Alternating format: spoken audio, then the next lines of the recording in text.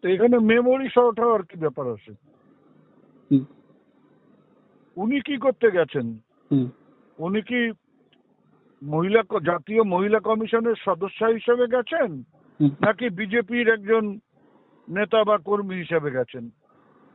উনি যখন সীমান্তবর্তী এলাকার মহিলারা নানাভাবে সমস্যায় পড়ে, বিজেপি শাসিত রাজ্যগুলোতে আক্রান্ত হয়, বা সীমান্তবর্তী এলাকার মহিলারা অনেক সময় বিএসএফ এর দ্বারা অত্যাচারিত হয়, সেই সময় তো তাকে আমরা কোনোদিনও দেখিনি যে সীমান্তবর্তী এলাকায় এসে মহিলাদের পাশে দাঁড়াবেন। আসলে উনি রাজনীতি করতে এসছেন, রাজনীতি করার কথা বলছেন। ওনার কি উদয়ন গুহ কি করছে বা উদয়ন গুহ গেল কি না গেল সেটা দেখবার দায়িত্ব, নাকি ওই মহিলা যদি কেউ সত্যি সত্যি তাদের কোনো ক্ষতি হয়ে থাকে তাদের পাশে দাঁড়ানো? সেটা না করে উনি রাজনীতি করছেন, ভোটের রাজনীতি করতে গেছেন। আসলে মহিলা কমিশন কিছু না, উনি বিজেপির নেত্রী হিসেবেই ওখানে গেছেন, রাজনীতি করতে গেছেন। কোনো লাভ হবে না।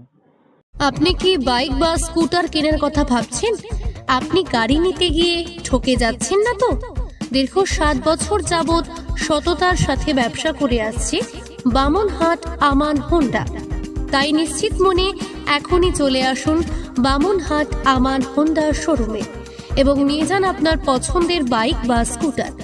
আমাদের এখানে রয়েছে বিভিন্ন মডেলের বাইক ও স্কুটারের বিশাল সম্ভার। এছাড়াও এখানে একই ছাদের তলায় পেয়ে যাবেন সেলস, সার্ভিস এবং স্পেয়ার পার্টস। প্রত্যেক কেনাকাটায় রয়েছে স্বল্প ডাউন পেমেন্ট ও ন্যূনতম ডকুমেন্টসে লোনের সুবিধা। এছাড়াও রয়েছে সুদক্ষ কারিগর দ্বারা স্বল্প সময়ে গাড়ি সার্ভিসিং এর সুবিধা।